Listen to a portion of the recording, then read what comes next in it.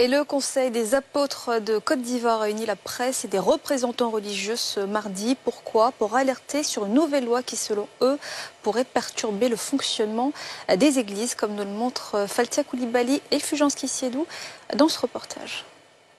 L'ordonnance N 2024-368 du 12 juin 2024 relative à l'organisation de la société civile qui va donc encadrer les associations, organisations culturelles, religieuses, ONG et fondations est une source d'inquiétude pour les églises protestantes de Côte d'Ivoire. Si elle est adoptée par le Parlement, elle pourrait avoir un impact sur le fonctionnement et l'autonomie des institutions religieuses. Au cours d'une conférence de presse, ce sont au total 8 préoccupations qui ont été présentées par le Conseil des apôtres de Côte d'Ivoire, entre autres la méthode d'adoption, les dons et legs et la promotion du genre. La question de la promotion du genre nous interpelle à un plus haut niveau. D'abord en tant que pasteur, prédicateur de l'évangile, mais en même temps en tant que parents.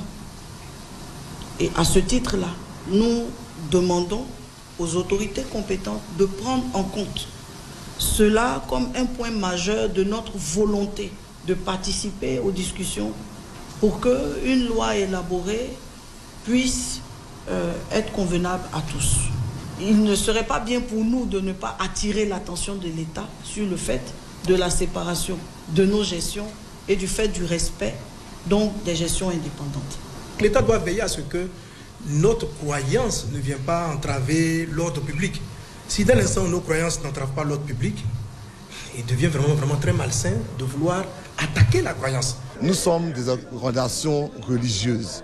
Notre conviction, c'est qu'il y a deux genres. Donc s'il nous est obligé de tenir compte de cette notion, on veut bien comprendre à quoi cela ramène. Est-ce qu'on doit intégrer tous les genres? Est-ce que nous sommes obligés de faire des cérémonies pour tous les genres? Il faudrait que toute loi qui soit prise puisse tenir en compte cette liberté-là et créer un cadre qui soit un cadre productif, un cadre qui permette à tout le monde d'adorer Dieu comme il le désire. Alors que le Parlement doit encore se prononcer sur cette ordonnance, le Conseil des apôtres de Côte d'Ivoire espère un dialogue avec les autorités pour faire entendre leurs préoccupations.